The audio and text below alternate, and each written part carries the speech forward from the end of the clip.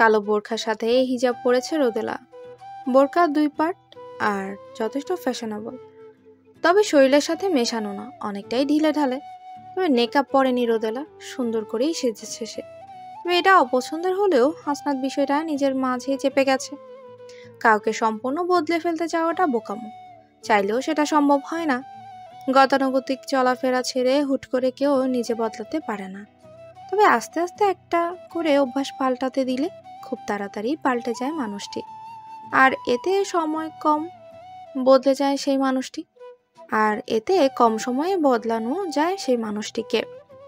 হাসনাত ও রোদেলার ক্ষেত্রে এই উপায়টাই কাজে লাগাচ্ছে। আস্তে আস্তে মন মতো করে নিবে তাকে হাসনাত, এটাই ইচ্ছে তার।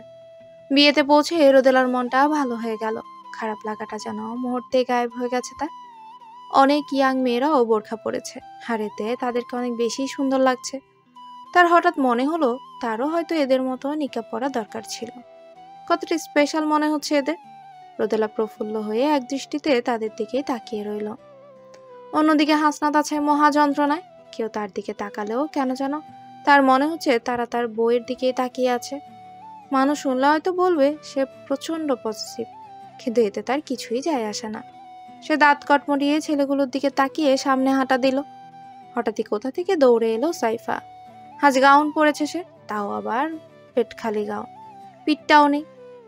রোদেলা কটমটিয়ে তাকালো তার দিকে। এই মেয়েটার কি নিজেকে প্রদর্শন না বানালে শান্তি লাগে না? নাক ফুলিয়ে ভাবলো সে। সাইফা দৌড়ে এসে রোদেলাকে জড়িয়ে ধরলো, যেন কতদিনের বান্ধবী সে রোদেলার। হাসনাত ভ্রু কুচকে তাকালো। এই মেয়ের উদ্দেশ্যটা কি? কিন্তু মুখে কিছুই বলল না সে। কি দরকার বাড়তি ঝামেলার? রোদেলা মুচকি হেসে তার সাথে খানিকটা সময় গল্প করলো। হঠাৎই তাদের সাথে সেলফি তোলার আবদার জানালো সাইফা। রোদেলার সাথে না দাঁড়িয়ে লাফিয়ে লাফিয়ে হাসনাতের গা ঘেঁষে দাঁড়িয়ে গেল হঠাৎ। রোদেলার প্রচন্ড বিরক্ত লাগছে, কিন্তু হুট করে কিছু বলাটাও ভালো দেখায় না। সে দাঁতে দাঁত চেপে মুখে মেখে হাসি ঝুলিয়ে পোজ দিল। তাকে অবাক করে দিয়ে সাইফা ফোনটা এমন ভাবে ধরলো যাতে ক্যামেরায় শুধু তাকে আর হাসনাতকেই দেখা যায়। সে মুখে হালকা আফসোস সূচক শব্দ করেই বলল, উপস, তোমাকে তো দেখাই যাচ্ছে না। আসলে এমন গোলুমোলু তুমি ক্যামেরায় আটছো না। কি বলো তো, মেয়েদের না হালকা ডায়েটই করতে হয়, না হলে ফিট রইবে কি করে? আর তাছাড়া রোদেলার রাগে হাত পা কাঁপছে। সে মোটা হোক আর চিকন হোক, তার বাপের আর স্বামীরটা খাচ্ছে। এই মেয়েরা তো মাথা ব্যথা কোন দুঃখে। সে দাঁত কটমটিয়ে কিছু বলার আগেই হাসনাত মুচকি হেসে হালকা মাথা ঝাঁকিয়ে বলল, আহা, বড্ড ভুল জানো তুমি। মেয়েদের না একটু গুলুমুলু হতে হয়, না হয় স্বামী আদর করার সময় মনে হবে একটা বাঁশকে জড়িয়ে রেখেছে সে। ছেলেরা কোলবালিশ বুকে নিয়ে ঘুমায়, কিন্তু কখনো কি দেখেছো একটা বাঁশকে জড়িয়ে ধরে ঘুমিয়েছে? আর কি বলো তো, এই মনে করো তুমি, তোমার স্বামীর ইচ্ছে হলো একটু আদর করুক, তার মনে হবে সে একটা কঙ্কাল জড়িয়েছে, যেখানে ছবি হাড়গুলো বড্ড বাজেভাবে গুতবে, তাকে বউ হবে গুলুমুলু, ইচ্ছে মতো চটকানো যাবে। আহা শান্তি। রোদেলা চোখ বড় করে তাকালো। কি বলে ছেলেটা? কিন্তু তার মনে কেন যেন প্রবল আনন্দ হচ্ছে। এই যে সাইফা চুষে খাওয়া আমের আটির মতো মুখ করে তাকিয়ে আছে, এতেই যেন প্রবল আনন্দ হচ্ছে তার। হাসনাত আরো কিছু মনে করে হালকা ভ্রু চুলকে বলল, বুঝলে সাইফা, তুমি কখনো ডাক্তার বিয়ে করো না। দেখা গেল তোমাকে বিছানায় শুয়ে শিহরিত করার বদলে তোমাকে ব্যথিত করল ছেলেটা।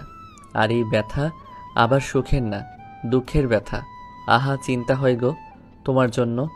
রোদেলার চোখ যেন বড় থেকে আরো বড় হচ্ছে। এই ছেলেটা যে তামিমেরই ভাই তাতে কোনো সন্দেহ নেই। তার চেয়ে বড় কথা সুখের ব্যথা আবার কি জিনিস। সে কিছু বলার আগে সাইফা তাকে অবাক করে দিয়ে বলল, সে যাকগে, চলো পিকচার তুলি। রোদেলার মনে হলো মেয়েটা প্রচন্ড ক্ষুধার্ত, আর তাই নিজের লজ্জা বিক্রি করে পিৎজা কিনে খেয়েছে। কিন্তু কথা হলো, পিৎজাটা কি পিৎজা হাটের পিৎজা ছিল? যে লোভে পড়ে সেটাই বেছে দিল। পিৎজার কথা মনে পড়তেই হুট করে খিদে লেগে গেল রোদেলার। এই বদমের জন্য শান্তিতে খেতে যেতেও পারছে না সে। হঠাৎই একজন মহিলা রোদেলাকে ধরে তার সাথে কথা বলতে লাগলো। মেয়ের বাড়ির লোক তিনি। খাওয়া দাওয়া নিয়ে মূলতই কথা। রোদেলাকে তার সাথে ব্যস্ত দেখে অন্য ফোন দিয়ে আটলো সাইফা। হুট করে হাসনাতের পিঠে হাত দিয়ে সেলফি তোলায় মন দিল। হাত দিতেই অবাক হয়ে গেল সে। মেয়েটাকে যত দেখছে তত অবাক হচ্ছে সাইফা। পুরো রহস্যময়।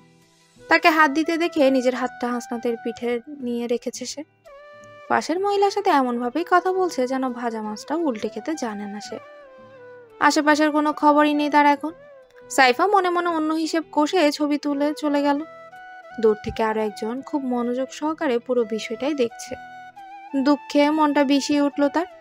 এক দুর্বিষহ কষ্ট, যার কোনো ওষুধ নেই, শুধু মনের ভেতর মোচড়ের পর মোচড় দেয় এতে। ছেলেরা সত্যিকার অর্থে ভালোবাসে না, মেয়েদের মন নিয়ে খেলে, একসাথে অনেক মেয়ের সাথে প্রেম করে। এসব কিছুর পেছনে এক সূক্ষ্ম কারণও থাকে।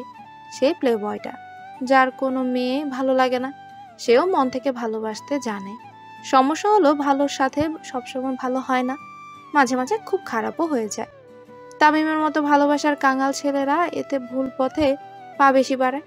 হাসনাতরা অনুভূতি কাবু করতে জানলেও তামিম তা পারে না। এতে জন্ম নেই কিছু প্লেবয়। আবার যাদের মনে মেয়েদের প্রতি হালকা শ্রদ্ধাবোধ থাকে, তারা কষ্টে জর্জরিত হতে থাকে, তিলে তিলে নিঃশেষ হয়ে সেই মোমবাতির মতো। তামিম ভেতর থেকে ক্ষয়ে যাচ্ছে।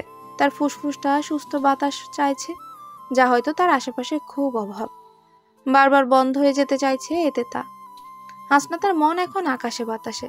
তার ইচ্ছে হচ্ছে লাফিয়ে লাফিয়ে নাচে সে। মুখে দুষ্ট হাসি ফুটিয়ে হালকা ভ্রু নাচিয়ে বলল, কোথায় যেন কি যেন পড়ছে, তুমি কি কোনো গন্ধ পাচ্ছ? হাসনাত নামক হাঁসের লেজ জ্বলছে, তাও আমার ঠিক সেই জায়গাটা যেই জায়গা দিয়ে সে তার বর্জিত ধনরত্ন বের করে।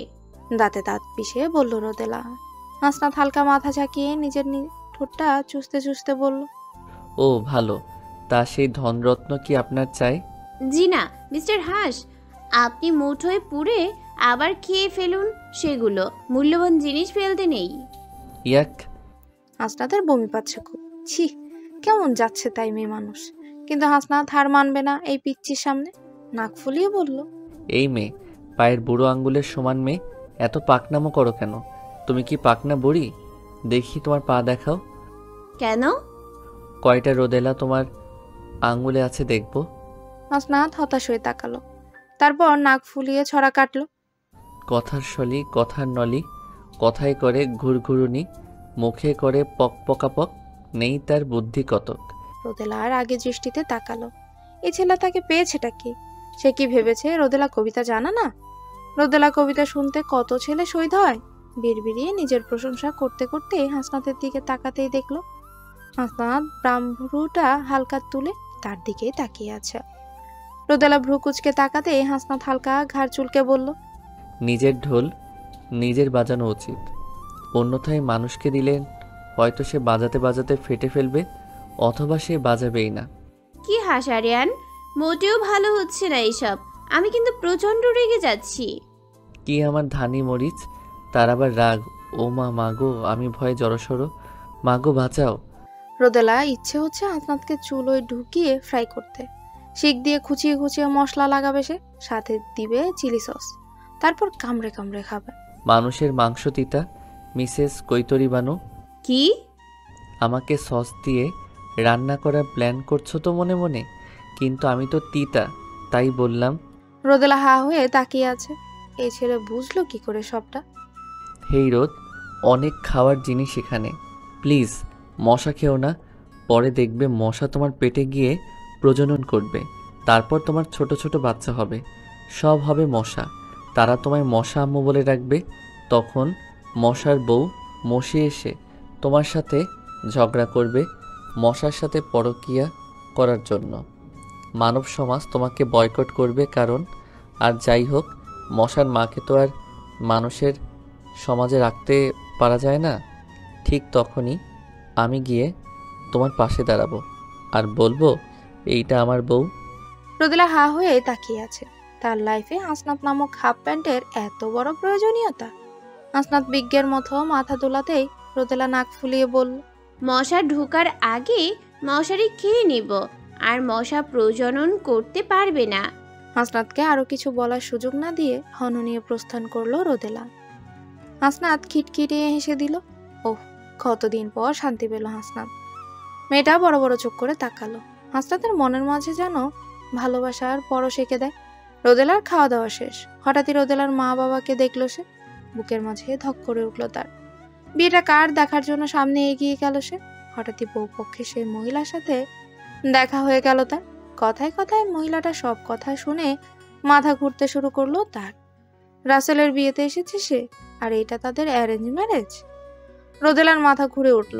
মাঝে মাঝে কিছু টেনশন না হয়েও টেনশন হয়। মাঝে মাঝে কিছু টেনশনের না হয়েও টেনশন হয়। তার কেন যেন মনে হলো সে পড়ে যাচ্ছে। কেউ তাকে শক্তভাবে আঁকড়ে ধরলো আচমকাই। পেছনে ফিরে অবাক হয়ে গেল সে। এই যে সাইফা! পৈশাচিক হাসি হাসছে সে।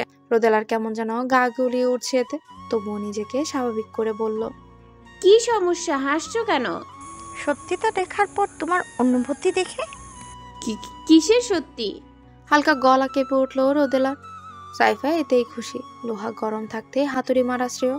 সে মুখে হাসি ঝুলিয়েই বলল, মেয়েটা অনার্স শেষ করেছে। রাসেলের বউ আসলে কি জানো রোদেলা? তোমার যে ক্লাস, আনস্মার্ট, অল্প শিক্ষিত, তুমি এদের কাউকে ডিজার্ভ করো না। ওই তোমার স্যার, তুমি হাসনাতের লাইফটা হেল্প করলে। তুমি কি করে জানলে ভাইয়ের লাইফ হেল হয়েছে? ভাইয়ের সাথে থেকেছ নাকি ভাই এসে তোমার কানে ফিসফিসিয়ে বলেছে? সাইফা অবাক হয়ে পাশে তাকালো।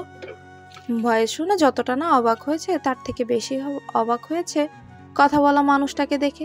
তামিম, যে মানুষটা তার সামনে মাথা নুইয়ে রাখে, সে আজ এমন চোখে চোখ রেখে কথা বলছে। মেয়েটা কি জাদুটোনা জানে? আনমনেই ভাবলো সাইফা। দু ভাইকে বশ করে রেখেছে। মুখে মেয়েকে হাসি ঝুলিয়ে বলল, বেবি কি করছো? আমি তোর ডট ডট কখন খেয়েছি যে আমাকে বেবি ডাকছিস? সাইফা ভেবা চাকা খেয়ে গেল। আমতা আমতা করে বলল, তামিম, চুপ। ভাবিকে কি বলছিস? ভাবি অশিক্ষিত। কেন ওনার এই বয়সে তুমি ডক্টর পড়াতে? আর বিয়েটা আমি ভেঙেছিলাম। আর কেন ভেঙেছিলাম বলবো না তোমাকে। সো অন্যকে দোষ দিবা না। রোদেলা যেন আকাশ থেকে পড়ল। স্তব্ধ হয়ে তাকিয়ে আছে তামিমের দিকে। তামিম কেন তার বিয়ে ভাঙালো? তার কি প্রয়োজন? আর এখন তার জন্য লড়াই করছে। রোদেলা বুঝতেই পারছে না তামিম তার ভালো চায় না খারাপ। হঠাৎই সাইফা যেন প্রচন্ড রেগে গেল। তামিমের কলার ধরে দাঁত খিচে বলল, ওই তোর সাহস কিভাবে হয় আমার স্বপ্ন ভাঙার, আমার সাথে এভাবে কথা বলার? আর তোকে যে কারণে এতদিন সহ্য করেছি, সেই কারণটা তুই শেষ করলি। তামিম বড়সড় ধাক্কা খেল। দুঃখ করে উঠল তার হৃৎপিণ্ডটা। রক্ত সঞ্চারণ যেন হুট করেই বেড়ে গেল। পুরো শরীর কাঁপছে তার। রোদেলাকে নিজের ছোট বোন ভাবে সে। তারপর যদি আর একটা মেয়ে দুনিয়ায় আসতো, হয়তো এই মেয়েটার সমান হতো। এত দুষ্টু বিচ্ছি একটা মেয়ের কষ্ট সহ্য হচ্ছিল না তার। কিন্তু এই যে কেঁচো খুঁড়তে সাপ। হাসনাত দৌড়ে এসে সাইফার হাত থেকে তামিমকে ছাড়িয়ে নিল। তাকে থাপ্পড় দেওয়ার জন্য হাত তুলতেই তামিম হাতটা ধরে ফেলল। শীতল কণ্ঠে বলল, ভাই বাসায় চলো, আম্মু ওয়েট করছে। হাসনাত চমকে তাকালো। এমন পাথুরে কণ্ঠ। সে তামিমকে জড়িয়ে ধরে বলল, ভাই আমি আছি তো। কষ্ট হচ্ছে? ভাই হাত পা কি কাঁপছে তোর? কোথায় কষ্ট হচ্ছে ভাই? হাসপাতালে যাবি? তামিমের চোখ বেয়ে এক ফোঁটা অশ্রু গড়িয়ে পড়ল। তার ভাইটাকে কিছু না বললেও কিভাবে বুঝে সে? কিন্তু এখন সে কিছুই বলবে না তার ভাইকে। এখন রোদেলার তার ভাইকে দরকার। ছোট মনের উপর ধাক্কাটা সহ্য করার জন্য হলেও হাসনাতকে দরকার তার। সে হালকা ঢুলে উঠে নিজেকে সামলে নিল। অদ্ভুতভাবে কাঁপছে তার শরীর, কিন্তু নিজের সর্বোচ্চ মনোবল জোগাড় করে ধীরে পায়ে রোদেলার কাছে গিয়ে দাঁড়িয়ে বলল, বোন নাই আমার, তোমাকে বোন বানাতে বিয়েটা ভাঙছি, আর কিছু না। আমার একটা বোন চাই তো তাই। রোদেলার চোখ বেয়ে টুপ করে অশ্রু গড়িয়ে পড়ল। সেটা মুছে বলল, তো কি হয়েছে ভাইয়া? ভালোই তো হয়েছে। তামিম মৃদু হেসে সাইফার দিকে না তাকিয়েই বলল, তোমাকে আর মিথ্যা বলতে হবে না সাইফা, তুমি মুক্ত যাও। শক্তি কমে আসছে তামিমের, কিন্তু মুচকি হেসে হাসনাত আর রোদেলাকে নিয়ে বাড়ির পথে পা বাড়ালো সে। বাড়িতে স্বাভাবিকভাবেই প্রবেশ করে। নিজের রুমে ঢুকে দরজাটা লক করে দিল সে। রোকেয়াকে সবকিছুই বলল হাসনাত। রোকেয়ার বুকের ভেতর বারবার মোচড় দিচ্ছে। অজানা আশঙ্কা তাকে গ্রাস করে ফেলছে। সে তামিমের রুমের দিকে পা বাড়াতে আরিফুল সাহেব তাকে আটকালো। জোয়ান বল ছেলে, সবকিছুই মা বাবার কথা বললে রেগে যাবে। কিন্তু মায়ের মন সে যেন কুডাকছে, খা খা করছে বুকটা তার। খাটের অপর পাশে মাথার দুপাশে হাত দিয়ে বসে আছে তামিম। দু চোখ বেয়ে অশ্রু গড়িয়ে পড়ছে তার। ভাগ্য আসলে এইটাই হয়, যাকে চাই সে মনের দূর হয়, মন ভাঙে এমন অবস্থা হয়। যে কোনো কাঁচের খেলনা ভেঙে চুরচুর হয়, সেখানে সারাদিন তার স্বপ্নে থাকে। 1 মিনিট দূর হলে মন ফেটে যায়। সে ভালোবাসে না আমায়। আচ্ছা, শুধু আমি কি এমন, নাকি প্রেমে পড়লে সবাই এমন হয়ে যায়? চুপ থাকি তার ফায়দা আর কত তুলব? পাথর বানিয়ে দিলে আমাকে শেষ পর্যন্ত। ভালোবাসাটা কি জুয়া যে হেরে গেলাম আমি? বিড়বিড়িয়ে নিজেকে শোনাতে শোনাতেই বিছানায় ঢলে পড়ল তামিম। কথার যেন কোনো তাল ঠিক নেই। যা মুখে বিড়বিড়িয়ে বলছে সে। হাতে তার সাইফার ছবি। ছবিটা উপরের দিকে উঁচিয়ে বিড়বিড়িয়ে বলল, কোনো উদাহরণ চাইলেও না কতটুকু ভালোবাসি তোমায়। যদি চাইতো জীবনটাই দিয়ে দিতাম তোমায়। হঠাৎ পুরো শরীর ঝাঁকুনি দিয়ে কেঁপে উঠল তামিমের। চোখের পাতা ভারী হচ্ছে যেন, এক একটা 1 কেজি। আস্তে আস্তে ঢলে পড়ল সে। হাত দুটো মুঠো করে দাঁতে দাঁত চেপে মাটির দিকে তাকিয়ে আছে হাসনাত। তার নিজের উপরই প্রচন্ড রাগ লাগছে। সাইফার গালে নিজের 5 আঙ্গুলের ছাপ বসাতে না পারার কষ্টটা যেন ভেতর থেকে কুড়ে খাচ্ছে তাকে। আচমকা দাঁড়িয়ে গেল সে। দাঁত কটমুটিয়ে বলল, ওই সাইফকে তুলে আছাড় না দেওয়া পর্যন্ত শান্তি হচ্ছে না আমার। কিছুই করবে না আপনি। কি মাথা ঠিক আছে? লিসেন রোদেলা, বউয়ের মতো থাক, মাথায় চড়ে জ্ঞান দিতে আসবে না। রোদেলার চোখ ছলছল করে উঠল, কিন্তু এটা সে প্রকাশ করলো না। রোদেলা জানে এখন হাসনাত প্রচন্ড রেগে আছে, আর ক্রোধ সকল অনুভূতির মাঝে সবচেয়ে নিকৃষ্ট অনুভূতি। ক্রোধ ব্যক্তিত্বের জিহ্বা সাপের মতো, যা বের হয় সামনের জনকে ছোবল মারে। স্বামী স্ত্রীর সম্পর্কটা একটা সুতোর মতো, খুব বেশি টানা হিচড়া করলেই ছিঁড়ে যায়। আর তাই এই সম্পর্কের নিয়ম হলো একজন রেগে গেলে অন্যজন চুপ থাকা। পরে যখন শান্ত হবে তখন নিজের যুক্তিটা নিজের সঙ্গীর সামনে উপস্থাপন করা। রোদেলাও ঠিক তাই করলো। দীর্ঘশ্বাস ফেলে আলতো করে হাসনাতের হাতটা চেপে ধরলো। হাসনাত অপরাধবোধ সূচক দৃষ্টিতে তাকালো তার দিকে। প্রতিউত্তরে মুচকি হেসে চোখের ইশারায় বসতে বলল তাকে। হাসনাত হালকা অবাক হয়ে ধূপ করে বসে পড়ল। রোদেলা মিষ্টি মোলায়েম স্বরে বলল, মাটির দিকে তাকিয়ে লম্বা শ্বাস নিয়ে আস্তে আস্তে ছাড়ুন। কেন? দেখুন হাসনাত, এই যে মাটি, তার কিন্তু অনেক শক্তি। যদি আমাদের ওপর কখনো পড়ে আমরা চ্যাপ্টা হয়ে যাব, কিন্তু বিষয়টা উল্টো হয়। আমরা মাটির ওপর ফালাই, মাটিকে কষ্ট দেই। কই, মাটি তো প্রতি উত্তরে প্রতিশোধ নেয় না। হাসনাত নাক ফুলিয়ে মাটির দিকেই তাকিয়ে রইল। তার রাগ হালকা কমলেও প্রতিশোধ প্রবণতা যেন তার ভেতরে অগ্নিশিখাটাকে বারবার প্রজ্বলিত করছে। সে ফুস করেই দীর্ঘশ্বাস ফেলল। রোদেলা সেদিকে তাকিয়ে হাসনাতের হাতটা নিজের মুঠোয় পুরে নিল। তারপর মুচকি হেসে বলল, আলায়ের পিয়ালার গল্প শুনবেন? হাসনাত নাক ফুলিয়ে তাকালো। এই মেয়েটা কি বুঝে না তার মন খারাপ? তাহলে কেন এমন করে? পর মুহূর্তে চড়া গলায় বলল, রোদেলা, আমি কোনো পিচ্ছি খোকা না যে তুমি গল্প বললে আর আমার মন ভালো হয়ে গেল। আর আলাই মানেটা কি? পরিমাপ, আন্দাজ করে কিছুর পরিমাপ করা। মনে করেন এমন একটা পেয়ালা যার মাধ্যমে পরিমাণ করে আপনি কাউকে কিছু দেন, সেই পেয়ালা। তো হঠাৎ এই গল্প কেন? আর এখনই বা কেন আমি এই গল্প শুনবো? চুপ করে শুনুন না। হুম। এক লোক তার পরিবার নিয়ে বাস করত, সাথে তার বৃদ্ধা মা। এখন রোজ তার সেই মাকে একটা মাটির বাটিতে করে ভাত মেপে দিতেন তার স্ত্রী। বৃদ্ধার পেটই ভরতো না, কিন্তু সে কিছু বলতেও পারত না। এমন ছেলেগুলোকে গুলি করে মারা দরকার, শালা ইতর বদমাইশ বউয়ের লেস। চেঁচিয়ে উঠল হাসনাত। রোদেলা হালকা মাথা ঝাঁকিয়ে বলল, তো তারপর শুনুন, এখন ওই বৃদ্ধার 5 বছরের একটি নাতি ছিল। তার কাছে বিষয়টা ছিল খুব কষ্টের। একদিন সে এক ফোন দিয়ে আটলো, বাটিটা আছাড় দিয়ে ভেঙে দিল, আর চেঁচিয়ে বলতে লাগলো, বুড়িমারা বাটিটা ভাঙলি কেন? তুই তো যাবি গা কদিন পর, তারপর আমি আমার বাবা মাকে কি দিয়ে মেপে খাবার দিব। সবটা শুনে বাবা মা স্তব্ধ হয়ে গেল। এরপর থেকে তারা আর কখনোই বৃদ্ধার খাবারের কার্পণ্য করেনি। একটা বিষয় কি জানেন হাসনাত, প্রকৃতি কারো দয়া রাখে না, সুদে আসলে শোধ করে দেয় সবটাই। এখন যদি আপনি সাইফাকে কয়েকটা থাপ্পড় দেন, সে শুধু রেগে জেদ করবে, কিন্তু যেদিন সে এই অবস্থায় সে পড়বে, সেদিন সেও বুঝবে কাউকে হারানোর যন্ত্রণা কতটুকু। এখন আপনি চিন্তা করুন, শাস্তি কি আপনি দিবেন না প্রকৃতি? রোদেলা উঠে দরজার দিকে হাঁটা ধরলো।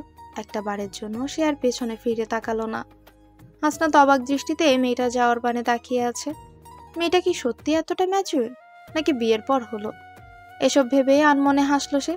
মনটা অনেক বেশি হালকা হয়ে গেছে তার। অদ্ভুত শান্তি অনুভব করছে হুট করে। হঠাৎ তার মনে হলো তামিমের সাথে তার দেখা করা দরকার। তামিমের রুমের দিকে হাঁটা দিল সে। দরজার সামনে এসে দুবার টোকা দিল হাসনাত। পরে কি মনে করে নাভটা ঘোরাতে দরজা খুলে গেল। খানিকটা অবাক হয়ে ভেতরে ঢুকে লাইটটা জ্বালিয়ে দিল সে। তামিমকে বিছানায় শুয়ে থাকতে দেখে মোটেও অবাক হলো না হাসনাত। গায়ে হাত বুলিয়ে দিয়ে চমকে উঠল সে। তাপমাত্রা খুব কম। হাসনাত আস্তে আস্তে ঝাঁকিয়ে ডাকতে লাগলো তাকে। হঠাৎই কি মনে করে পরপর কয়েকবার ঝাঁকিয়ে দিল সে। না, ছেলেটার তো কোনো খবর নেই। তামিম বলে চিৎকার করে ডাকতেই রোদেলা অবাক হয়ে ছুটে এলো, সাথে রোকেয়াও। তামিমকে দেখে দৌড়ে তার গায়ে মাথায় হাত বুলাতে বুলাতে ডুকরে কেঁদে উঠল রোকেয়া। তার চিন্তাগুলো সত্যি, পুরনো রোগ আবার ফিরে এসেছে। আরিফুল সাহেব ব্যস্ত হয়ে ডাক্তারের ফাইলগুলো ঘাটছে। এক ফাইল যেন বহুবার ঘাটছেন তিনি। হাত পা অবশ হয়ে আসছে তার। নিজের জলজন্ত ছেলেটা নিস্তেজ হয়ে পড়ে আছে। বারবার পানি ছিটিয়ে ডাকছে রোদেলা। বারবার মনের ঘূর্ণিঝড় স্বাভাবিক, বাবার মনের ঘূর্ণিঝড় স্বাভাবিক। এই সব কিছুর মাঝে হাসনাত বড্ড স্বাভাবিক। সেই স্থির দৃষ্টিতে তামিমের দিকেই তাকিয়ে বলল, বাবা চল ডক্টরের কাছে নিয়ে যাব, আমি অ্যাম্বুলেন্স ডাকছি। তারা অ্যাম্বুলেন্স কল করার আগে হঠাৎ রোকেয়া শীতল কণ্ঠে বলল, ডক্টর শ্রাবণের কাছে নিয়ে চল। কিন্তু মা, ওনার শিডিউল 4 দিন আগে নিতে হয়। উনি 15 বছর আগের সেই নিউ ডক্টর নেই। তাও নিয়ে চল। উনি ছোটবেলায় তামিমের কে সুস্থ করেছিল, আর কেউ পারেনি, এমন অজ্ঞান হয়েছিল তোর বাবার বোকা খেয়ে। সেদিনও উনি ঠিক করেছিল। কিন্তু মা, হাসনাত, তুই আমার থেকে জন্ম নিয়েছিস, আমি তোর থেকে নিই নাই। হাসনাত চুপ হয়ে গেল। আরিফুল সাহেব হাসনাতের কাঁধে হাত রেখে হালকা মাথা ঝাঁকালো। বিশাল চেম্বার ডক্টর শ্রাবণের, কিন্তু ওনার প্রথম সাকসেসফুল পেশেন্ট ছিল তামিম। তখন উনি সদ্য পাশ করা ডাক্তার। হাসপাতালে সেদিন আর কেউই ছিল না বিদায় সেদিন তামিমকে উনি চেক আপ করেছিলেন। অনেক বেশি আন্তরিক ছিলেন বিদায় ওনার কাছে ট্রিটমেন্ট করিয়েছিল তামিমকে দীর্ঘ 3 বছর ধরে। রিসেপশনের মেয়েটা যান্ত্রিক ভয়েসে শুধু এটাই বলেছে, সিরিয়াল না নিলে আর রুগী দেখবেন না তিনি। আর মাত্র একটা রুগী আছে ওনার, তারপরেই চলে যাবে। মা চলো না অন্য কোথাও যাই। না, অন্য কোথাও যাব না আমি। ভালো হলে এখানেই হবে সে। আসলে বিশ্বাসটা অনেক বড়। যখন কোনো ডক্টরের কাছে রুগী যায়, সে মনে মনে বিশ্বাস করে এই ওষুধগুলো সেবন করলে ভালো হয়ে যাব আমি, আর সে ভালো হয়ে যায়। যে বিশ্বাসটা আনতে পারে না, সে 10 বার করে সেম ওষুধ খেলেও তার সুস্থ হওয়ার সময় লাগে। সুস্থ করার মালিক হলো সৃষ্টিকর্তা, ডক্টররা কেবল সহায়ক মাত্র। কিছু সময় পর একজন মধ্যবয়সী লোক সাদা ফর্মাল শার্ট আর ব্ল্যাক প্যান্ট পরে বেরিয়ে এলেন। আরিফুল সাহেবের চিন্তা মোটেও অসুবিধা হলো না মানুষটাকে। হে চেহারাটা ভুলেন কিভাবে তিনি?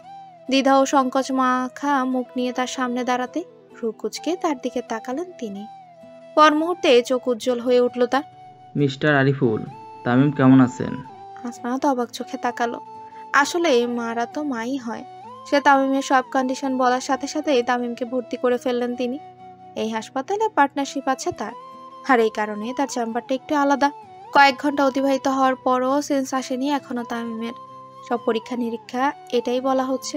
তামিম নিজেই থেকে রেসপন্স করতে চাইছে না। তার চোখ খোলার ইচ্ছেটাও হয়তো নেই। রোকেয়া অঝর নয়নে কাঁদছে, সাথে রোদেলাও। হাসনাত সবার যত্ন নিচ্ছে, এমন একটা ভাব তার যেন এটা কোনো ব্যাপারই না। কিন্তু রোদেলা খুব করে বুঝতে পারছে ভেতর থেকে ভেঙে গেছে মানুষটা। লাল লাল চোখ দুটো যেন তারই প্রতীক। রোদেলার কান্না করতে করতে তিথিকে কল দিল। এই মেয়েটাকে মনের সবকিছু খুলে বললেই রোদেলার শান্তি লাগে আজীবন। আজও তার ব্যতিক্রম নয়। সে সবটা বললেই তিথি স্তব্ধ হয়ে রইল। বুকের ভেতর মোচড় দিয়ে প্রচন্ড যন্ত্রণা অনুভব হতে লাগলো তার। নিঃশ্বাসগুলো গলার ঠিক মাঝখানে আটকে যাচ্ছে। ফোনটা পাশে ফেলে রেখে দম মেরে বসে রইল কিছুক্ষণ। রোদেলা হ্যালো হ্যালো বলে সিগন্যাল নেই ভেবে ফোনটা কেটে দিল। তিথির কাছে একটা জিনিস এখন পানির মতো পরিষ্কার, সে তামিমের উপর শুধু ক্রাশিত না, ভালোবাসে তাকে। তার ভেতরে কেমন যেন জেদ চেপে বসলো, তামিমকে তার চাই। কেন সোয়েমের জন্য কষ্ট পাবে, বিড়বিড়িয়ে বলল সে। এখন শুধু সকালের অপেক্ষায় তিথি। তামিমকে তার সবগুলো কথা শুনতে হবে, আর তাকে ভালোবাসতেও হবে। নাক ফুলিয়ে ভাবল তিথি।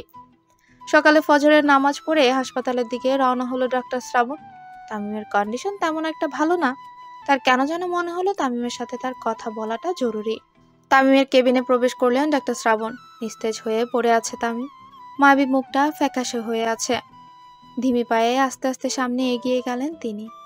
সবকিছু চেক করে তার পাশে একটা চেয়ার টেনে বসলেন। মুচকি হেসে বললেন, তো তামিম, আপনার নাকি ওটার ইচ্ছে নেই? ভালো। তা ভাই, মেয়েটা কি বেশি সুন্দর ছিল? মৃদু শ্বাস নিলেন তিনি। তারপর আবারও ফিসফিসিয়ে বললেন, অনেকদিন পর দেখা তোমার সাথে তামিম। তোমার আমার কথা হয়তো মনেও নেই, তবে আমার আছে। কারণ কি জানো, তোমার সাথে অদ্ভুত এক ভালোবাসার সম্পর্ক আছে আমার সাথে, যে সম্পর্ক রক্তের না হলেও হৃদয়ের খুব কাছের।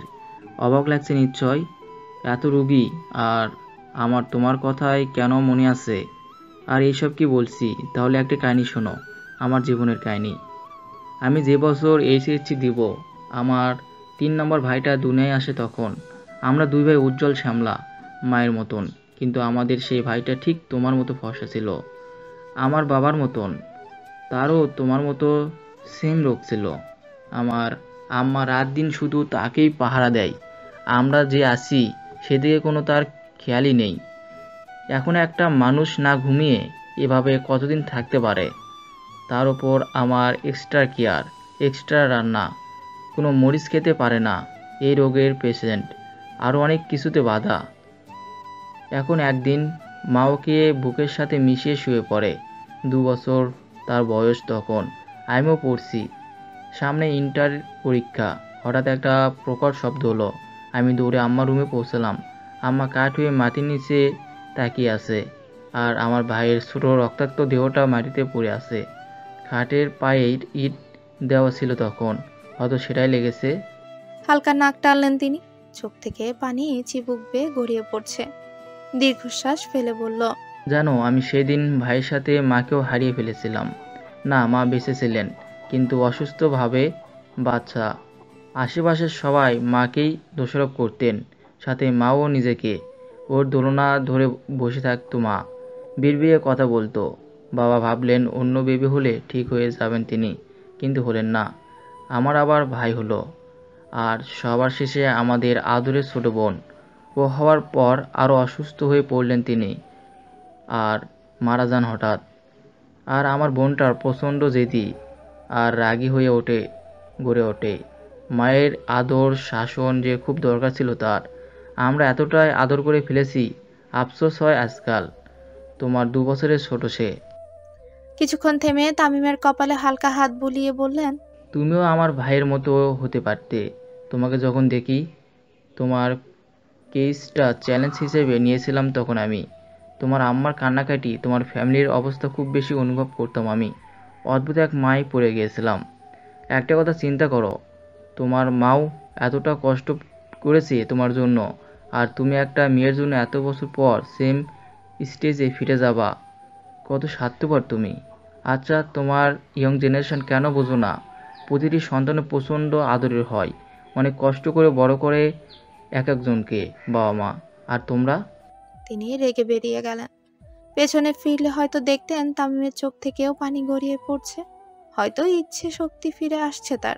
কেবিনের বিছানার সাথে গা ঘেঁষে দাঁড়িয়ে আছে তিথি।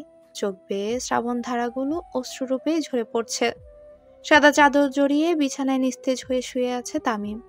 তিথি আলতো করে তামিমের হাত চেপে ধরল। মুহূর্তেই ফুপিয়ে কেঁদে উঠল সে। চোখ বেয়ে 2 ফোঁটা অশ্রু তামিমের হাতে পড়তেই হাতটা আলতো কেঁপে উঠল তার। তিথি হালকা নাক টেনে বলল, মিস্টার তামিম, আপনি কি জানেন পৃথিবীটা গোলাকৃতির? আর এই পৃথিবীতে একজন মানুষের জন্য অনেক মানুষ থাকে, আর আপনার সেই অনেক মানুষের মধ্যেও একজন আমিও। তামিম আস্তে আস্তে চোখ খুলে তাকালো। তিথির চোখ দুটো আনন্দে চিকচিক করছে, যেন আকাশের চিকিমিকি তারার মতো।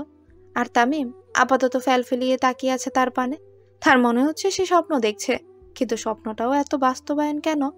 হঠাৎই নিজের হাতের দিকে তাকালো সে। তুমি স্বপ্ন দেখছো না, এটাই আমি।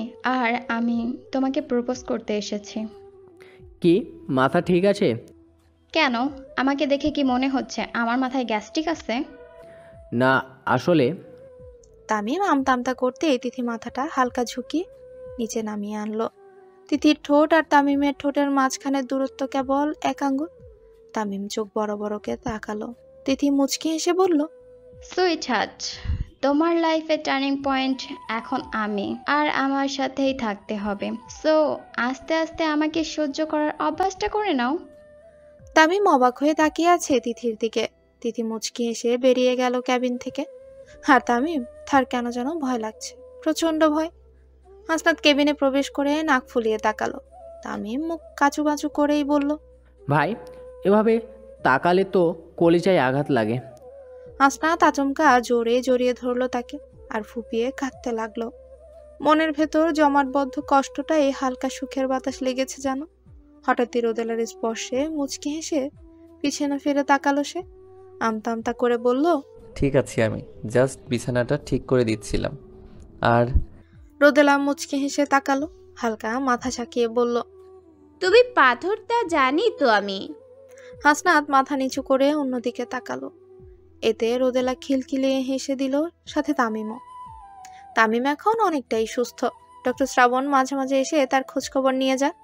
তার ধারণা তামিমকে বাসায় নিয়ে গেলেই সবচেয়ে বেশি ভালো হয়। নিজেকে ডিপ্রেশন থেকে বের করতে নিজের বাড়ির কোনো বিকল্প নেই। রোকেয়া আর আরিফুলও চায় তামিম বাড়ি ফিরে আসুক, কিন্তু তামিমের মাথায় ঘুরছে আপাতত অন্য প্ল্যান। হাসনাত রোদেলার হানিমুন ট্রিপটার কথা জানা ছিল তার।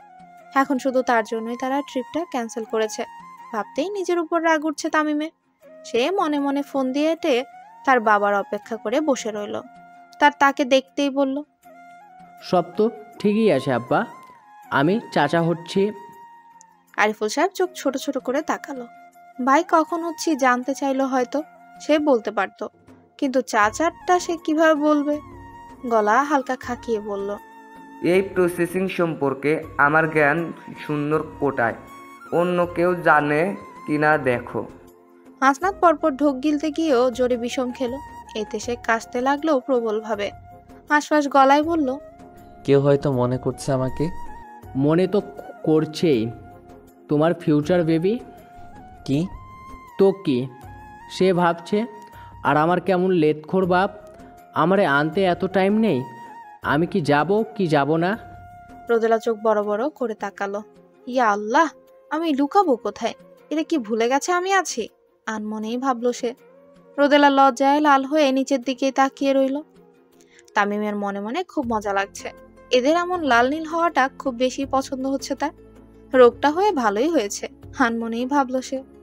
মুখটা প্রচন্ড তেতো হয়ে আছে এতে। আর সাইফা নামটা আসক্তটাও অনেকটা কমে গেছে। দীর্ঘশ্বাস ফেলে চোখ বুজে আনমনেই ভাবলো সে। রিলিজ নিয়ে বাসায় ফিরে এসেছে তামিম। তাকে দেখতে ফুলের বুকে নিয়ে এসেছে তিথি। তামিম অসহায় দৃষ্টিতে তার দিকে তাকালো। কখনো কখনো মানুষ ভুল মানুষের প্রেমে পড়ে, কিন্তু পরে শুদ্ধ মানুষের প্রেমে আর পড়তে চায় না। ভয় হয় যেন সবকিছুতেই। আর ভয়টা বড্ড খারাপ জিনিস। তামিমেরও অবস্থা এমনই। তার কেন যেন সব মেয়েকেই ছলনাময় মনে হচ্ছে আজকাল। হাসনাত আর রোদেলার হানিমুন যাওয়াটা ফাইনাল। কালকেই বান্দরবন যাবে তারা। কিন্তু মায়া আর রোকেয়া ভয়ে আছে। এই দুজনকে একা ছাড়াটা আর মৌমাছির মৌচাককে ঢিল দিয়ে বসে থাকাটা একই কথা। বড়রা নিজেদের মধ্যে মিটিং করলেও সেখানে তামিমকেও ডাকা হলো। যদিও আরিফুল সাহেব মোটেও চায়নি এটা, কিন্তু নিজের স্ত্রীর সামনে পরাজিত সৈনিক তিনি আজীবন। এই দুঃখে হালকা আফসোস ভরা কণ্ঠে বলল, আহারে, যুগ যুগ ধরে নিপীড়লে পুরুষ জাতি। মুখের কথা শেষ করার সাথে সাথে এই চোখ কটমটিয়ে তার দিকে তাকালো রোকেয়া। আর এতেই তামিম খিলখিলিয়ে হেসে দিল। তামিমের দিকে অগ্নিদৃষ্টি নিক্ষেপ করে মনে মনে আরো কিছুক্ষণ নিজের ভাগ্যকে বকতে লাগলেন তিনি। মিটিং শেষ হতেই যে যার মিশনে লেগে গেল। মিশন হানিমুন, বিড়বিড়িয়ে বলল তামিম। রোদেলা বসে বসে ইউটিউবে রান্না শিখছে। তার ইচ্ছে মজার মজার খাবার রেঁধে হাসনাতকে চমকে দিবে সে। কিন্তু হঠাৎ তার দুপাশে তার দু মা টুপ করে বসে পড়ল। রোদেলা অবাক চোখে তাকিয়ে বলল, হঠাৎ আমাকে হামলা কেন আম্মা? তোমাদের হানিমুনের প্ল্যান করেছে তোমার শ্বশুর। তাহলে আপনারা সহ চলুন আম্মা, খুব মজা হবে। মায়া আর রোকেয়া হতাশ চোখে তাকালো। রোকেয়া নাক ফুলিয়ে বলল, কোন জন্মে দেখেছিস মেয়ের সাথে মাও হানিমুনে যায়? রোদেলা চোখ পিটপিট করে তাদের দিকে তাকিয়ে রইল। মায়া হালকা গায়ে মাথায় হাত বুলিয়ে মুচকি হেসে বলল, দেখ মা, বিয়ের পর ছেলেদের কাবু করতে প্রধান হাতিয়ার হলো সন্তান। তুই ভেবে নিলে দেখবি তোর আগে পিছে ঘুরঘুর করবে, তখন সুখ লাগবে তোর সব। আর তুই কি একটা কথা জানিস না, ঘুমিয়ে আছে শিশুর পিতা সব শিশুর অন্তরে। দেখেছো মা, ছেলেরা কত খারাপ। কোনো মেয়ের ভিতরের মতো মাথা ঘুমিয়ে থাকে না। ওরা নিজে শিশু থাকতেই অন্য শিশুর স্বপ্ন দেখে, আর ওসব ছোটরা। রোকেয়া কটমটিয়ে তাকালো। এতে রোদেলা মুখ কাচুমাচু করে বলল, আসলে মা, রোদেলা, আমার নাতি চাই, ফুটফুটে একটা নাতি। আর আমি চাই তোমরা একসাথে খুশিতে থাকো। এই বলে হনহনিয়ে বেরিয়ে গেল রোকেয়া আর মায়া। আর রোদেলা ফেল করে তাকিয়ে রইল তাদের যাওয়ার পানে। বাচ্চা কি আমার কাছে আছে নাকি যে আমি হাত তুলে দিব? হতাশজনক স্বরে বিড়বিড়িয়ে বলল সে।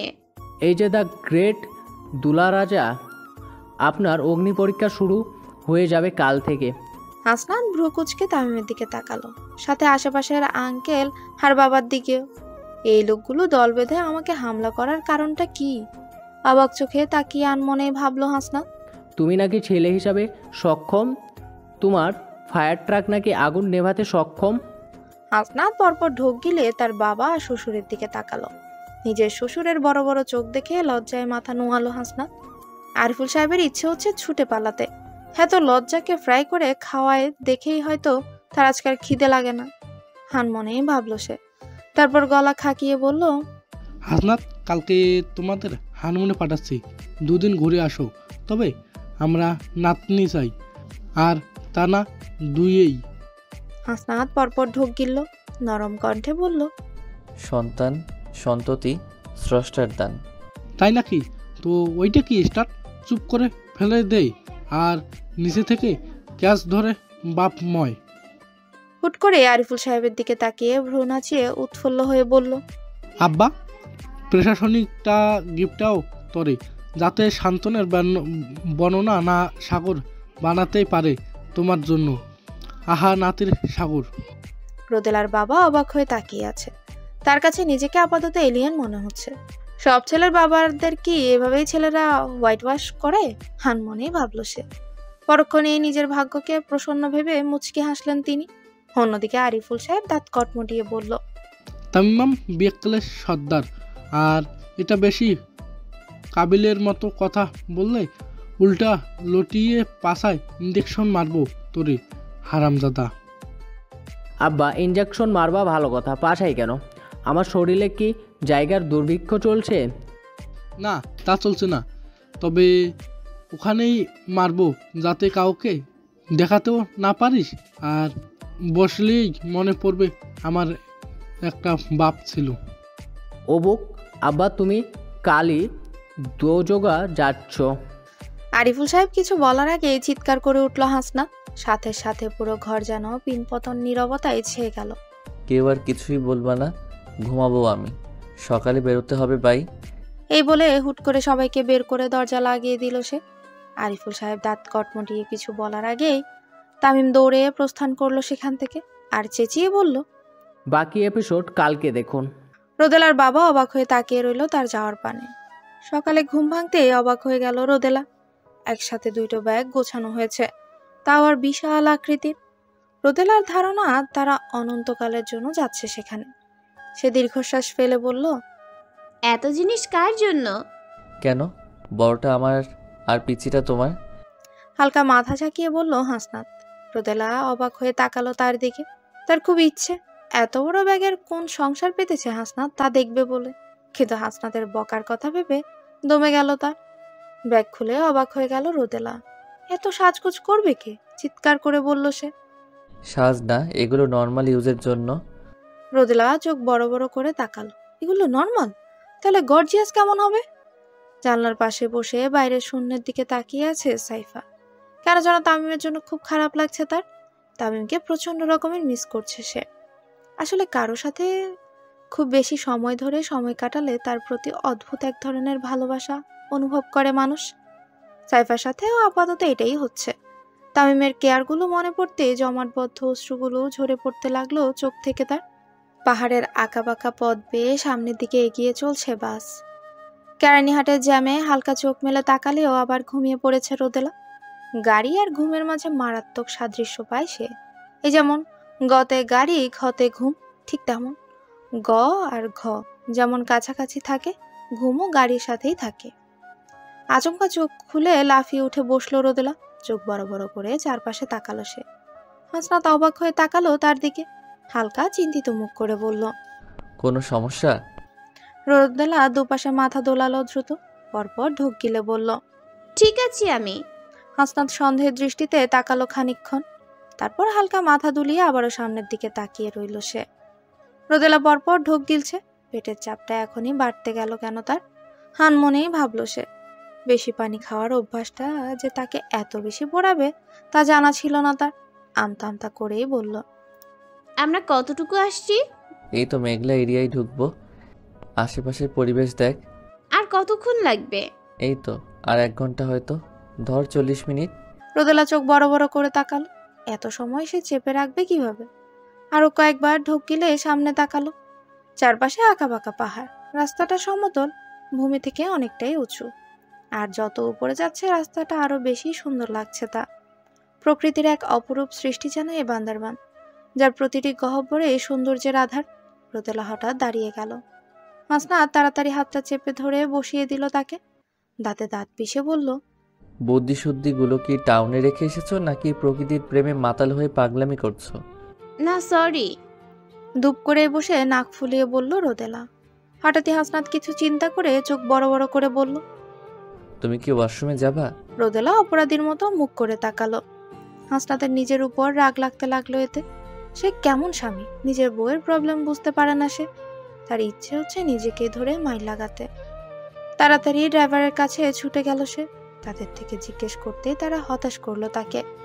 এই জায়গায় কোনো ওয়াশরুমই পাওয়া যাবে না। বান্দরবান টাউনে নেমে বাসের টিকিট কাউন্টারেই পাওয়া যাবে এটা। হাসনাত রোদেলার সামনে বসে কাচুমাচু করে বলতে লাগলো সবটা। আর এর বদলে রোদেলা শুধুই শুকনা হাসি দিল। মানুষটা চেষ্টা তো করেছে, আনমনেই ভাবলো সে। বান্দরবান শহরে পৌঁছাতেই দুজন প্যাসেঞ্জার তাদের জায়গাটা দেখিয়ে দিল। রোদেলা খানিকটা অবাক হলো। সে তো জিজ্ঞেসও করেনি তাদের। তাদের হেল্প দেখে রোদেলার এটাই মনে হলো, মানুষ সবসময় ঠিক বলে না। উপজাতিরা মানুষ ভালো হয় না বলা মানুষটাও হাজিদের আচরণ দেখে মুগ্ধ হবে। ওয়াশরুম থেকে বেরোতেই হাসনাতকে চোখে বুঝে চেয়ারে বসে থাকতে দেখলো রোদেলা। অরেঞ্জ ব্ল্যাক মিক্স ফুল হাতা গেঞ্জির সাথে ব্ল্যাক জিন্স, অসম্ভব সুন্দর লাগছে তাকে। পায়ে ব্ল্যাক টেকিস। রোদেলা মুচকে হাসলো। ছেলেটা বড্ড অদ্ভুত। ট্রাভেল ব্যাগ নিয়েছে, তাও আবার দুজনের জন্য দুটো। তার একটা রোদেলার কাঁধেও চাপিয়ে দিয়েছে সে। ব্যাগ কাঁধে না নিলে নাকি পাহাড় পাহাড় ফিলিংস আসবে না। রোদেলা আনমনে এসব ভাবতে ভাবতেই মুচকি হাসলো। রোদেলা সামনে এগিয়ে গা ধরে ঝাঁকাতেই উঠে বসলো হাসনাত। চোখ নামিয়ে পা থেকে মাথা পর্যন্ত দেখলো রোদেলাকে। ব্ল্যাক হোয়াইট লং টপস আর জিন্স পরেছে সে। উপরে ডিজাইন বোরখা, মাথায় হিজাব। পেট পর্যন্ত এসে বাকিটা খোলা বোরখাটার। এমনিতে লম্বায় পা পর্যন্ত, তার পায়ে কিডস। যদিও সব হাসনাতের পছন্দের, সে একটা একটা করে চুজ করে কিনেছে সবগুলো। এই বোরখাটা পরার প্রধান কারণ হলো অনেক বেশি ঢিল এতেই, এতে বডি শেপও বোঝা যাবে না। মুচকি হেসে রোদেলাকে নিয়ে হোটেল বুক করতে হাঁটা দিল সে। যেহেতু হুট করে এসেছে, কোন হোটেলে বুক করেনি তারা। বান্দরবান শহরের রাস্তার উপর হোটেল হলভিউ। বান্দরবান শহরের রাস্তার উপরে হোটেল হিল ভিউ। সামনে জাস্ট একটা পাহাড় আর তাতের ফুলের কারুকাজ। রোদেলার অতিরিক্ত ভালো লেগে গেল হোটেলটি, কিন্তু হাসনাতের কাছে মোটেও ভালো লাগেনি এটা। আমরা এখানেই থাকবো হাসনাত। রাস্তার পাশে থাকতে হলে তো বাড়িতেই থাকতাম, এখানে আসতাম কেন? রোদেলা নাক ফুলিয়ে তাকালো, বিড়বিড়িয়ে বকলো শালা, কিন্তু হাসনাদের কান পর্যন্ত কথাগুলো পৌঁছালো না বলেই এবার বকা খাওয়া থেকে রেহাই পেল সে। হাসনাত হিলভিউ হোটেলে পৌঁছেও সেখান থেকে ব্যাক করার সিদ্ধান্ত নিল, কারণ এটার আশেপাশে কোনো গাড়ি পাওয়া যাবে না। পুরো রাস্তায় হাসনাত বিড়বিড়িয়ে বকলো রোদেলাকে, কান কাটা বান্দর, শালা বদের হাড্ডি, এটা হানিমুন না হাঁটাসান? না পেলাম হানি, না দেখলাম মুন। সূর্যের তেজের নিচে হাঁটিয়ে মারছে। দুপ করেই বসে গেল রোদেলা। হাসনাত ভ্রু কুচকে তাকালো। কি সমস্যা? হাঁটবো না আমি। হাসনাত কিছুক্ষণ ভেবে দৌড়ে সামনে এগিয়ে একটা টমটম নিয়ে আবারও ফিরে এলো।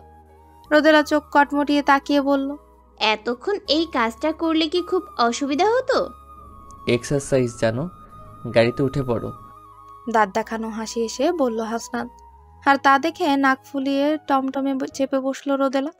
লাঞ্চ শেষ করে বিছানায় গাটা এলিয়ে দিল তামিম। বাইরে যতটাই হাসি খুশি থাকুক না কেন, একাকিত্বটা যেন ভেতর থেকে কুড়ে কুড়ে খাচ্ছে তাকে। বিষণ্ণতার একটা রুলস আছে, একাকিত্ব যেন তার অবিচ্ছেদ্য মিতা। তামিমের অবস্থাও তদ্রূপ এখন তেমন। আচমকা ফোনে রিংটন বাজতেই চমকে উঠল তামিম। আননোন নাম্বার দেখে খানিকটা অবাক হলো সে। হ্যালো বলতেই অপারের স্বরে আরো বেশি চমকে উঠল সে। জানো, আই মিস ইউ। দেখুন মিস। তিথি, তিথি আমার নাম। এটাও বলতে পারেন তামিমের তিথি। আহ, শুনেও প্রাণ জড়িয়ে যায়। তামিম পরপর ঢোক গিলল, মৃদু শ্বাস নিয়ে বলল, দেখুন আপু। তেলে বেগুনে জ্বলে উঠল তিথি, দাঁত কটমটিয়ে বলল, এই, আমি কোন জন্মের বোন লাগে? কার সাথে কার পরকিয়া ছিল আগে যে বোন বানিয়ে দিলেন? তামিম কিছুক্ষণ অবাক হয়ে রইল। এই ইচ্ছাধারী নাগিনটা ডান্স দেওয়ার জন্য কি শুধু তার জীবনটাই বিয়েছে? হতাশা ভরা নিঃশ্বাস ফেলে হালকা মাথা দুলিয়ে বলল, কি চান আপনি? আপাতত তোমাকেই চাই। কোথায় আসতে হবে? ডিডাইনে চলে আসো, আমি ওয়েট করছি। ওকে, আসছে। ফোনটা কেটে রেডি হতে চলে গেল তামিম। আর তিথি নিজের বুকটা চেপে ঘন ঘন শ্বাস ছাড়ল। ভয়ে বুকটা ঢিপ ঢিপ করছে তার, যেন এক্ষুনি বেরিয়ে যাবে এটা। তোমার আবার স্বাভাবিক হতে হবে তামিম। স্বাভাবিক হয়ে যদি তুমি আমাকে চাও, তাহলে তোমার হব আমি, নয়তো সাইফারি হয়েও তুমি। দীর্ঘশ্বাস ফেলে সামনের টেবিলের দিকে তাকালো। উস্কো খুস্কো চুলে মাথায় হাত দিয়ে হাউমাউ করে কাঁদছে সাইফা। তার আশেপাশে তার বন্ধুগণ তাকে নানা রকম সান্ত্বনা দিচ্ছে। অনেকে আবার তাকে তোষামোদ করছে, তামিমের নামে বদনামি করছে। তিথি সবচেয়ে বেশি অবাক হলো যখন সে দেখলো সাইফার বান্ধবীরাই তার সামনে তার প্রশংসা করে হারালে আবার বদনামও করছে তার নামে। তিথি তাচ্ছিল্য ভরা হাসি দিল। খারাপের সঙ্গ খারাপ হওয়াটা তো দোষের নয়, বরং ভালো হওয়াটাই আশ্চর্যজনক। শেষ পর্যন্ত হিলভিউতেই উঠেছে তারা। লাঞ্চটা শেষ করে মেঘলার উদ্দেশ্যে রওনা দিল তারা। রোদেলার ইচ্ছে চাঁদের গাড়িতে উঠবে সে। হাসনাত চোখ বড় করে তাকালো। 8 জনের সিটে 2 জন। গাড়ির ঝাঁকুনি বাড়বে। রোদেলা মুখ বাঁকিয়ে ডোন্ট কেয়ার ভাব করলো। ছাদের গাড়ির দুপাশ আর উপরের অংশগুলো পুরো খালি। গাড়িটা এতটাই স্পিডে চলে দুপাশের বাতাসগুলোই গায়ের সাথে বারবার বাড়ি খায়। শীতলতার সাথে সাথে রোমান্টিকতাও অনুভব হয় এতে। হাসনাত আলতো করে রোদেলার কোমর জড়িয়ে বসলো। কেঁপে উঠল রোদেলা, পরপর ঢোক গিলল। মাথা নুয়ে গেল তার। হাসনাতের অতিরিক্ত ভালো লাগছে। রোদেলাকে লাজুক মুখের লাল আভা মনের মাঝে প্রশান্তির সৃষ্টি করছে তার। আস্তে আস্তে হাত আরো উপরে তুলল হাসনাত।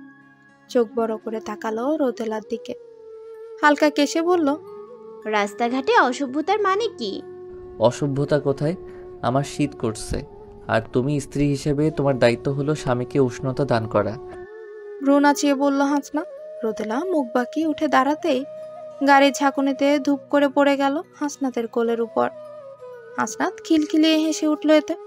রোদেলা নাক ফুলিয়ে বলল, আজ কি কয়লা দিয়ে ব্রাশ করেছেন? না, আজকে রোদেলা দিয়ে করেছি। রোদেলা মুখ ভেঙিয়ে উঠতে নিলেই তাকে চেপে নিজের সাথে আরো মিশিয়ে নিল হাসনাত। মুচকি হেসে বলল, বললেই হতো কোলে চড়তে চাও, এমন নাচন কোদন করে বসতে হলো কেন? দেখুন। দেখেই তো আছি জান। রোদেলা মুখে মেকি রাগ ঝুলিয়ে সামনে তাকালো।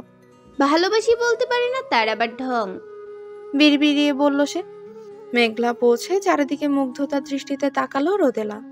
প্রকৃতি আর সৌন্দর্য মুঠোয় পুরে দিয়েছে যেন এখানে। সিঁড়ি বেয়ে অনেকটাই নিচে মেঘলার সেই লেকের উপর ঝুলন্ত সেতু। সিঁড়ি দিয়ে লাফিয়ে নামতে বড্ড ভালো লাগছে রোদেলা। দুহাত দুপাশে ছড়িয়ে বলল, অনন্তকাল ধরে নামলেও খারাপ লাগবে না আমার। নেমে আর উঠিও না। এখানে লেকের পানিতে মৎস্যকন্যা হয়ে থেকো। রোদেলা যখন মৎস্যকন্যা। আহা। রোদেলা ভেঙচি কাটলো। সব কথায় খোঁচানোটা স্বভাব হয়ে দাঁড়িয়েছে লোকটা। ঢংরাজ মুখ বাঁকিয়ে বলল সে। হঠাৎই রোদেলার গাল দুটো টিপে ধরলো হাসনাত। তারপর কয়েকটা সেলফি তুলে নিল সেভাবে। রোদেলা চোখ বড় বড় করে তাকালো, নাক ফুলিয়ে বলল, এভাবে ছবি কে তুলে আজিব? আমি তুলি গো আজিব। আপনি আমার গাল ধরবেন কেন? আমার বউয়ের গাল আমি ধরবো না, কামড়াবো আমার ইচ্ছে। তুমি কেন বলবে? কারণ গালটা আমার, তাই ছিঁড়ে গেলে কি হতো? কেন? 2 নম্বর গেট থেকে কিনে এনে দিতাম। আর একটা টাকায় 2টা গাল পাওয়া যায় সেখানে। রোদেলা হঠাৎই জোরে চিমটি কেটে দিল হাসনাতকে। ও করে উঠল হাসনাত। এতে রোদেলা মুচকি হেসে বলল, চোরা বাজার থেকে গরুর চামড়া এনে লাগিয়ে দিব, ডোন্ট ওয়ারি। হাসনাত বেকুব বনে সেদিকে তাকিয়ে রইল। মেয়েটা এত বদ কেন? মেঘলার প্রকৃতির সৌন্দর্যে অপরূপ। সূর্যের রশ্মি পানির উপর লুকোচুরি খেলা করে। এই একটা জায়গায় বেশি তো অন্য জায়গায় কম। আর ঝুলন্ত সেতুটা এত বেশি নড়ে, ঠিক যেন বুড়ো মানুষের দাঁতের মতো। হাসনাতও মহাপাজি। রোদেলা ছবি তুলতে চাইতেই সেতু ধরে নাড়িয়ে দেয় সে। এতে রোদেলা অগ্নি দৃষ্টি নিক্ষেপ করে তাকায়। আর প্রতি উত্তরে হাসনাতের কি এক হাসি, যেন বিশ্ব জয় করেছে সে। খুনসুটি করতে করতে পুল পেরিয়ে সামনের পাহাড় বেয়ে উঠতে লাগলো তারা। আচমকা একটা ভাঙা পুতুলের পাশেই দাঁড়িয়ে গেল হাসনাত। সে এটার সাথেই ছবি তুলবে। রোদেলা চোখ উল্টে তাকালো। বেবস্ত্র মহিলার পাশে কিসের ছবি? দাঁত কটমুটিয়ে বলল সে, কিন্তু মুখে আফসোসের ভাব ফুটিয়ে হাসনাত বলল, নিজের বউয়ের সাথে তো আর তুলতে পারি না। ছি ছি। বলেই সামনে হাঁটা ধরল রোদেলা। আর হাসনাতে যেন মহা আনন্দের এমন মুখ করে। তার সাথে সাথেই সামনে এগিয়ে গেল। পাহাড়ের উপর আদিবাসীদের দোকান। রোদেলা অবাক হয়ে এক দোকানদার মহিলার দিকে তাকিয়ে রইল। মিনিটের মাঝে একটা নারকেল কাটছেন তিনি। হাসনাত অবাক হয়ে তাকিয়ে আছে সেদিকে। সে নিজেই পারে না এটা। গরমে ডাবগুলো যেন অমৃতের মতোই মনে হচ্ছে তাদের। আর ডাবের পানি যেন শেষই হয় না। বড়সড় ডাবের শ্বাসগুলো আরো বেশি সুস্বাদু। হাসনাত নিজের ডাবের দিকে তাকালো। 1 ফুটও শ্বাস নেই তারটায়। রোদেলার থেকে চাইতেও সেও মানা করে দিল তাকে। নাক ফুলিয়ে তাকালো তার দিকে সে। আর রোদেলা পরম আনন্দে ভেঙচি কেটে দিল তাকে। এতক্ষণ জ্বালানোর শাস্তি? মনে মনে এসব ভেবে হালকা হাসলো সে। আর সেদিকে তাকিয়ে মনে মনে ছক কষলো হাসনাত। আনমনেই মুখে দুষ্টু হাসি ঝুলিয়ে বলল, হাসনাতের প্রতিশোধ আজ রাতেই হবে জান। তামিম রেস্টুরেন্টে ঢুকেই অবাক হয়ে রইল। হাত মুঠো হয়ে গেল মুহূর্তেই তার। দাঁতে দাঁত চেপে তিথির টেবিলের পাশে গিয়ে ধূপ করে বসে পড়ল। না, সাইফাকে দেখেনি সে। তামিমের আসার আগেই এক বন্ধুর কোলে চড়ে বিদায় নিয়েছে সে। তামিমের সমস্যাটা এখন মূলত তিথিকে ঘিরে। মেরুন কালার শাড়ি পরে টেবিল সাজিয়ে বসে আছে তিথি। তামিম সামনে এগিয়ে দাঁতে দাঁত পিষে নাক ফুলিয়ে বলল, কি সমস্যা? এই ভর দুপুর সংসেজে বসে আছো কেন? আর তাছাড়া তোমার জীবন, তোমার মতো বসো ঘুরো, কিন্তু আমাকে ডাকার মানেটা কে? তিথির মুখে অমায়িক হাসি। মুখে মুচকি হাসি ঝুলিয়ে বলল, হ্যাপি বার্থডে সুইটহার্ট। তামিম থমথমে তাকালো। চোখে মুখে অবাক হওয়ার সাথে অস্বস্তি ভাবটাও দৃশ্যমান। মূলত মেহরুন কালার খুব প্রিয় তামিমের। আর তামিম চাইতো সাইফা তাকে এভাবেই সেজেগুজে সারপ্রাইজ দিক। আজ সাইফার জায়গায় তিথিকে দেখে হঠাৎই রাগ চেপে বসেছিল তার। তিথির মুখের রহস্যময় হাসিটা যেন আরো অবাক করছে তামিমকে। এত কিছু তিথিকে বললোটাকে? আমতা আমতা করে চোখ সরু করে বলল, আজকে আমার জন্মদিন কে বলল? আর তাছাড়া এভাবে উইশ করতেও কে বলেছে তোমায়? সব কিছু আজকে কেন জানতে হবে? সময় নাও। লিসেন, তুমি যা চাইছো তা কখনোই সম্ভব না। দেখুন তামিম, জাস্ট একজন ভালো বন্ধু হতে চাই আমি আপনার, দ্যাটস ইট। আপনার জিএফ হওয়ার কোনো শখ নাই আমার। তামিম চোখ বড় করে তাকালো। কিছুক্ষণ অবাক হয়ে তাকিয়ে মুখে তাচ্ছিলেন হাসি ঝুলিয়ে বলল, ও, তার মানে ভালোবাসার ভূত মাথা থেকে নেমে গেছে, তাই না? জানতাম আমি, শালার মেয়ে মানুষ সব এক। তিথি প্রত্যুত্তরে কিছুই বলল না তাকে, শুধুই হাসলো। কিন্তু তার হাসির দিকে তাকিয়ে বুকের মাঝে ছ্যাদ করে উঠল তামিমের। কেন যেন অপরাধবোধ কাজ করছে তার মাঝে। থমথমে করা মুখেই বলল, কেক কি কালকে কাটবে নাকি নিজের বার্থডের জন্য জমিয়ে রেখেছো? যদিও আমার নামও লেখা নেই কেকে। তিথি আচমকা লাজুক মুখ করে বলল, না না কাটুন না, সরি, আসলে সারপ্রাইজ দেওয়ার এক্সাইটমেন্টে কিছু খেয়াল করিনি আমি। তামিম মৃদু হাসল। তিথি মুগ্ধ হয়ে তাকিয়ে রইল সেই হাসির দিকে। এতটা সুন্দর কেন এই হাসি? কেন সব সময় হাসবে না সে? আনমনেই ভাবল তিথি। খাওয়া দাওয়া বন্ধ করতে করতেই তামিমকে তার সাথে বন্ধুত্ব করতে রাজি করিয়ে নিল তিথি। আর তার সাথে অনেকটা ফ্রিও হয়ে গেল এর মাঝে। বিল পে করে উঠতেই আচমকা তামিমের হাত চেপে ধরল তিথি। পরম খুশি ভরা কণ্ঠে বলল, আমরা আজকে পুরো ক্যান্টনমেন্ট হেঁটে হেঁটে ঘুরবো, কি বলেন? তামিম হালকা রাগ করে তাকালেও মেয়েটার উৎসুক চেহারার দিকে তাকিয়ে না বলতে পারল না সে। বড্ড মায়া মেয়েটার চেহারায়। আর চোখ দুটো এতটা উজ্জ্বল কেন, যেন জ্বলে ওঠা দুটো তারা। তামিমকে এক দৃষ্টিতে তাকিয়ে থাকতে দেখে ইতস্তত ভাবেই নিজের হাতের দিকে তাকালো তিথি। তাড়াতাড়ি হাতটা ছাড়তেই সরি বলে মাথা নুইয়ে রইল সে। তামিম মৃদু হেসে হালকা মাথা ঝাঁকিয়ে বলল, বন্ধুত্ব যখন করেছি আবদার তো রাখতে হবে, ওকে চলুন। তিথি মুচকি হেসে তামিমের পিছু পিছু পা বাড়ালো। হাসনাতের ইচ্ছে সে এখন হোটেলে ফিরে যাবে, কিন্তু রোদেলার ইচ্ছে সে নীলাচল যাবে সূর্যাস্ত দেখতে। হাসনাত প্রচন্ড হতাশ। তার ধারণা সে হানিমুন করতে নয়, বরং নর্মাল ট্রিপে এসেছে। এমন হেঁটে হেঁটে হানিমুন করে কোন ব্যাক্কেল? কিন্তু রোদেলাকে তো কিছুই মানানো গেল না। দেখেই টমটম নিয়ে নীলাচলের দিকে রওনা দিল তারা। রোদেলা মুগ্ধ চোখে প্রকৃতির সৌন্দর্য উপভোগ করছে। আঁকাপাকা রাস্তার দুপাশে উঁচু নিচু পাহাড়গুলো যেন এক একটা সৌন্দর্যের স্তব। বাতাসের শো ধ্বনি, চাপিয়ে পাতার মর্মর শব্দ, নাম না জানা পাখির কিচিরমিচির শব্দ। হিমেল বাতাস যেন প্রকৃতিকে আরো শীতল করে দিচ্ছে। রোদেলা চোখ বুঝে প্রকৃতিকে অনুভব করতে লাগলো। আর হাসনাত এক ধ্যানে তাকিয়ে আছে রোদেলার সেই আলো ছায়া খেলা করা মুখটার পানে। ঢলে পড়া সূর্যের কিরণ যেন রোদেলার মুখের উপর আঁকিবুকি করছে। আর হাসনাত তাকিয়ে থেকে সে রূপ সৌন্দর্যের সুধা পান করছে। নীলাচল পৌঁছেই সিঁড়ি বেয়ে উপরে উঠে গেল তারা। চারিদিকে দিগন্ত বিস্তৃত পাহাড়ের ঢালে, কোথাও আঁকাবাঁকা রাস্তা, কোথাও পাহাড়ি পাড়া, আর রূপালী নদীগুলো যেন শিল্পীর আঁকা ছবি। পাহাড়ের উপর থেকে পুরো বান্দরবন শহর দেখা যায়। আর তাছাড়া বিচ্ছিন্নভাবে অনেকগুলোই পয়েন্ট করা হয়েছে এখানে। রোদেলা বিভিন্ন অ্যাঙ্গেলে ছবি তুলতে লাগলো, আর ক্যামেরাম্যান ঠিক করলো হাসনাতকে। হাসনাত হালকা মাথা বাঁকিয়ে ছবি তুলতে লাগলো তার। সন্ধ্যের পর পুরো এরিয়াটা অন্ধকারের চাদরে ঢাকা পড়তে লাগে। চারিদিকে লাইট জ্বললো, স্পটগুলো বেশিরভাগই অন্ধকার। রোদেলা হাসনাতের একটা হাত দু হাতে আঁকড়ে ধরল। অদ্ভুত শিহরণ হলো হাসনাতের মাঝে। সে আলতো করে রোদেলার কোমর চেপে ধরল। রোদেলা চট করেই দাঁড়িয়ে গেল। আমতা আমতা করে বলল, হোটেলে ফিরে যাব, চলুন। হাসনাত মুচকি হেসে ঘাড় কাত করলো। তারপর নিচের ঠোঁটটা আলতো চুষে বলল, আমি ধরলেই কি কারেন্টের শক লাগে আপনার?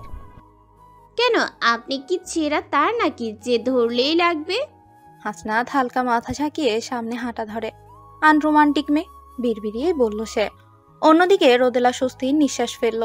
এভাবে রাস্তাঘাটে মাতাল করার মানেটা কি? আনমনেই বলল সে। রাতের শীতলতা মাদকতা সৃষ্টি করছে রোদেলার মাঝে। সূর্যের রক্তিম আভা ছড়িয়ে পড়েছে দিগন্তে। দুপাহাড়ের মাঝখান চাপিয়ে সেই আভা ছড়িয়ে পড়েছে রাস্তায়। এই আলোয় অদ্ভুত সুন্দর লাগছে হাসনাতকে। এ যেন নেশা লেগে যাওয়া মাদকতার সৌন্দর্য। রাস্তায় ঝাঁকুনিতে হঠাৎই ছিটকে পড়ল রোদেলা হাসনাতের বুকে। ভয়ে আঁকড়ে ধরল বুকের কাছের গ্যাঞ্জিটা। হাসনাত মুচকি হেসে আলতো জড়িয়ে নিল তাকে। খুব মিষ্টি মাতাল করা স্মেল ভেসে আসছে হাসনাতের থেকে। মাথা ঝিম ধরা প্রবল নেশা যেন। রোদেলা মাথা তুলে হাসনাতের মুখের দিকে তাকালো। ঠোঁটের উপর চুমু দেওয়ার প্রবল তৃষ্ণা পেল তার। খুব করে ইচ্ছে হচ্ছে তার হাসনাতের প্রেমে সিক্ত হতে। এই তৃষ্ণা তার ভেতরে কম্পনের সৃষ্টি করছে যেন। হাসনাতের অবস্থা আরো খারাপ। রোদেলাকে জড়িয়ে ধরতেই প্রবল অস্থিরতা অনুভব করছে সে। রোদেলার উষ্ণতা, বুকের উপর পড়া উষ্ণ নিঃশ্বাস হাসনাতের মাঝে প্রবল আলোড়নের সৃষ্টি করছে। হার্টের ভেতর প্রবল জোরে হাতুড়ি পড়ছে তার। তার আবেশেই আবৃষ্ট হতে চাইছে মন। টমটম গন্তব্যে পৌঁছে হর্ন বাজাতে ঘোর কাটল তাদের। লজ্জায় লাল হয়ে গেল রোদেলার গাল দুটো মুহূর্তে। মাথা নুইয়ে লাজুক হাসি দিয়ে গাড়ি থেকে নেমে এলো সে। আর হাসনাত হালকা ঘাড় বাঁকা করে নিজেকে যথেষ্ট নর্মাল করে নেমে এলো সে। রেস্টুরেন্টে ঢুকে নানা ধরনের খাবারের অর্ডার দিল হাসনাত। আজ কেন যেন বড্ড খিদে লেগেছে তাদের, হয়তো বেশি হাঁটার জন্যই। নর্মাল খাবারও যেন অমৃত মনে হচ্ছে তাদের।